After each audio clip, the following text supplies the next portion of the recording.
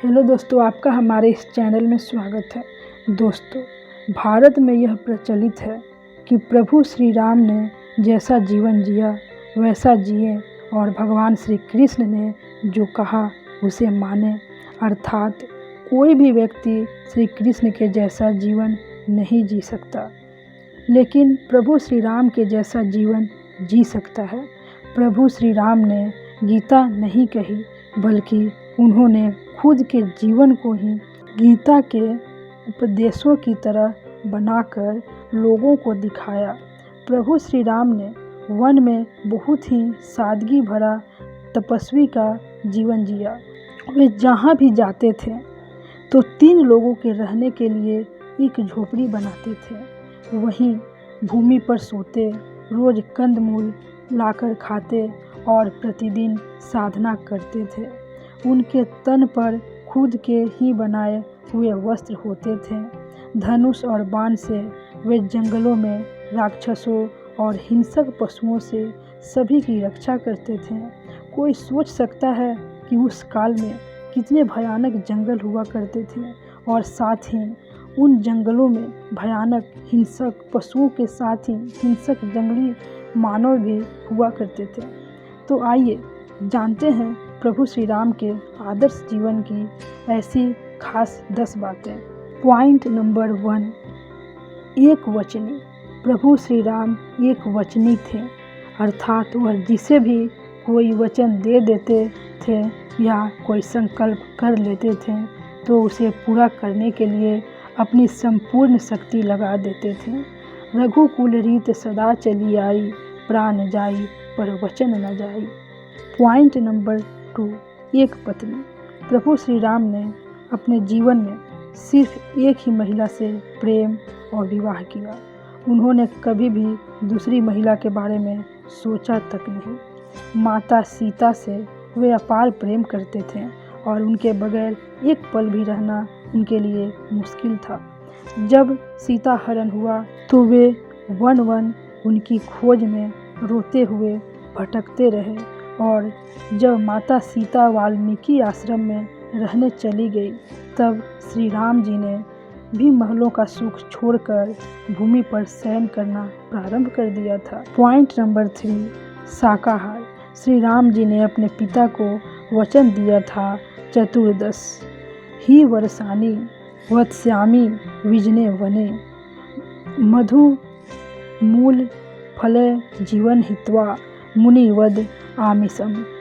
अर्थात मैं सौम्य वनों में एक ऋषि की भांति मांस का त्याग कर 14 वर्ष कंदमूल, फल और शहद पर जीवन व्यतीत करूंगा।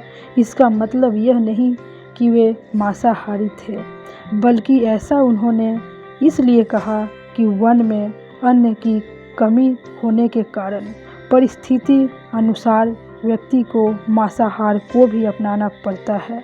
श्री राम कंदमूल के लिए जंगलों में जाते थे तो ऐसे भी कई मौके आते थे जबकि कंदमूल नहीं मिलते थे। ऐसे में उन्हें जो बचा है उसी में गुजारा करना होता था। परदेश में, जंगल में, मरुस्थल या कठिन प्रदेशों में जाने पर अक्सर लोगों को उनके मन का भोजन नहीं मिलता है, लेकिन मांस सभी जगह उपलब्ध हो जाता है। कहते हैं कि जंगल में रहकर लक्ष्मण जी तो अधिकतर दिन उपवास में ही रहते थे। जंगल में रहकर प्रभु श्री राम जी, लक्ष्मण और माता सीता ने कभी भी तामसिक या राजसिक भोजन को ग्रहण नहीं किया। सभी जानते हैं कि एक दिन और रात उन्होंने सबरी के बैर खाकर ही गुजारी थी। सुंदर कांड के अनुसार जब हनुमान जी अशोक वाटिका में देवी सीता को मिलते हैं तब राम की खुशहाली बताते हैं। वे कैसे हैं, किस तरह जीवन जी रहे हैं, उनका दिन क्रम क्या है, सबका वर्णन करते हैं।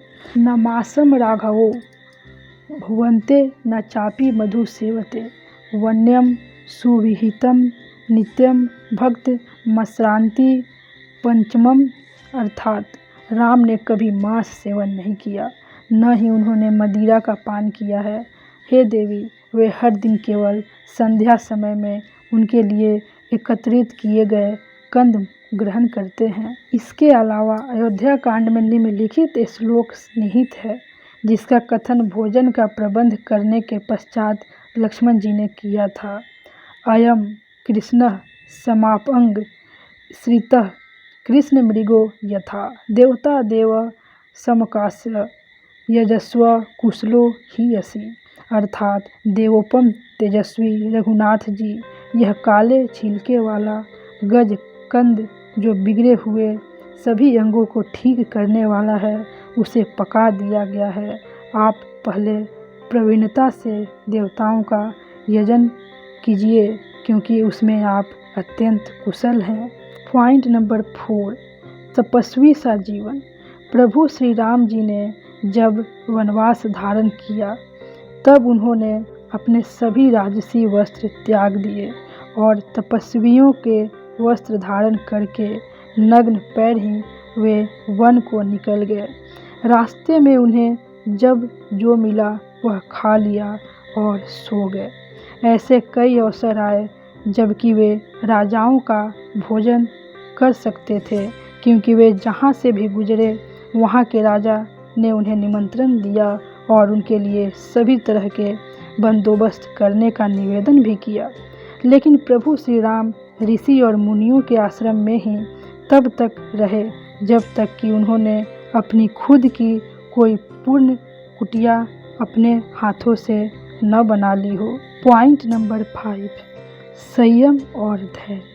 कठिन समय में प्रभु श्री राम जी ने हर जगह पर संयम, संकल्प, धैर्य, साहस और कम साधनों में जीने का उदाहरण प्रस्तुत किया। दूसरा, शत्रु से संधि करने पर, विपत्ति पड़ने पर या विपत्ति काल में उन्होंने कभी भी धैर्य, संयम नहीं खोया। कोई सा भी निर्णय उन्होंने क्रोध में नहीं लिया, जबकि लक्ष्मण जी हमेशा क्रोधित हो जाते थे। विपरीत परिस्थिति में उन्होंने अपनी बुद्धि का उपयोग करके समाधान के बारे में सोचा, अपनी टीम से संवाद करके समाधान खोजा। श्री राम को शस्त्रधारियों में सर्वश्रेष्ठ और शक्तिशाली माना जाता है, परंतु उन्होंने कभी भी अनावश्यक रूप से या क्रोध में आकर अपने शस्त्र नहीं उठाए थे। हमेशा वे शास्त्र वचन की ही बातें करते थे।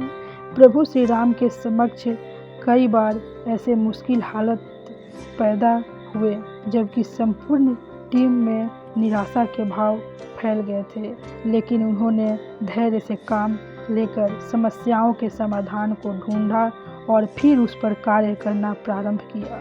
उन्होंने सीता हरण से लेकर अहिरावण द्वारा खुद का हरण और लक्ष्मण के मूर्छित हो जाने तक कई तरह के संकटों का सामना किया, लेकिन उनकी उत्साही टीम ने सभी संकटों पर विजय पाई। संकट उसी व्यक्ति के समक्ष खड़े होते हैं जो उनका हल जानता है। सफलता का रास्ता आपके खिलाफ खड़ा किया गया विरोध और संकट ही बनाता है। पॉइंट नंबर 6, खुद के वैद्य। प्रभु श्री राम महल में रहे थे, लेकिन वन में उन्होंने साधुओं की तरह तप और ध्यान किया था। कंद मूल खाकर जीवन गुजारा। श्री राम, लक्ष्मण और सीता अपने 14 वर्ष के वनवास में पूरी तरह सेहतमंद बने रहे थे। वन में वे खुद के वैद्य खुद ही थे। उन्हें सभी तरह की जड़ी बूटियों का ज्ञान था और किस तरह सेहतमंद रहा जा सकता है, इसके लिए वे उपवास और योग भी करते थे। पॉइंट नंबर 7, योजनाओं भरा जीवन। प्रभु श्री राम जी ने अपने जीवन का हर कार्य एक बेहतर योजना के साथ संपन्न किया। उन्होंने पहले ऋषि मुनियों को भय मुक्त कर उनका समर्थन हासिल किया, सुग्रीव को राजा बनाया। तमिलनाडु के तट से श्रीलंका तक पुल बनाना आसान कार्य नहीं था। वाल्मीकि जी के अनुसार 3 दिन की खोजबीन के बाद श्री राम जी ने रामेश्वरम के आगे समुद्र में वह स्थान ढूंढ निकाला जहाँ से आसानी से श्रीलंका तक पहुंचा जा सकता हो। उन्होंने नल और नील की मदद से उक्त स्थान से लंका तक का पुल निर्माण करने का फैसला किया। दूसरी ओर रावण जैसे संपन्न, शक्तिशाली और घातक हथियारों से लैसे व्यक्ति और उसकी सेना से लड़ना आसान नहीं था, लेकिन श्री राम जी के पास योजना थी। साथ ही उन्होंने अपने साथियों से भी कई तरह की योजनाओं पर वार्तालाप किया। यदि आपके पास कोई योजना नहीं है तो आप जीवन में अपने लक्ष्य को नहीं भेद सकते हो। लक्ष्य तभी भेदा जा सकता है जबकि एक बेहतर योजना हो जिस पर टीम कार्य कर सके। पॉइंट नंबर 8, सेवा और सहयोग। श्री राम जी ने अपने जीवन में कई सेवा कार्य किए। उन्होंने जैसे ऋषियों को भय मुक्त किया, वहीं उन्होंने आदिवासी और वनवासी लोगों के जीवन को सुधारने का कार्य भी किया। उन्होंने गरीब और पीड़ित लोगों की सहायता भी की। उन्होंने सुग्रीव और विभीषण जैसे लोगों को भी अभयदान दिया। सबरी प्रसंग, केवट प्रसंग और अहिल्या प्रसंग से हमें यह जानकारी मिलती है कि उन्होंने कितने लोगों का उद्धार किया था। पॉइंट नंबर 9, रिश्तों का सम्मान। प्रभु श्री राम जी अपने माता पिता, भाई बहन के साथ ही सभी बंधु और बांधवों से प्यार और उनका सम्मान करते थे। उन्होंने अपने हर रिश्तों को पूरी शिद्दत के साथ निभाया। यही कारण था कि परिवार का हर सदस्य उनसे प्यार करता था और उनकी पीड़ा पर रो उठता था। पॉइंट नंबर 10, भगवान श्री राम को प्रिय अपने भक्त। प्रभु श्री राम जी ने अपने मित्र, भक्त और सहयोगियों को हमेशा सहयोग किया और उनके मन की इच्छा को जानकर उन्हें वरदान भी दिया। प्रभु श्री राम जी ने हनुमान जी और जामवंत जी को चिरकाल तक जीवित रहने के वरदान देकर कहा था कि मैं तुमसे द्वापर में मिलूँगा, और प्रभु ने अपना ये वचन भी निभाया था। आज भी श्री राम जी अपने भक्त को विशेष ध्यान करते हैं। तो दोस्तों, मैं आशा करती हूँ कि आपको हमारे आज की ये वीडियो अच्छी लगी होगी। दोस्तों, ऐसे ही वीडियो देखने के लिए हमारे इस चैनल को लाइक, शेयर और सब्सक्राइब ज़रूर कर दीजिएगा। तब तक मैं आपसे विदा लेती हूँ। जय श्री कृष्णा, राधे राधे दोस्तों। तब तक हमेशा खुश रहिएगा, पॉजिटिव रहिएगा और हमेशा मुस्कुराते रहिएगा।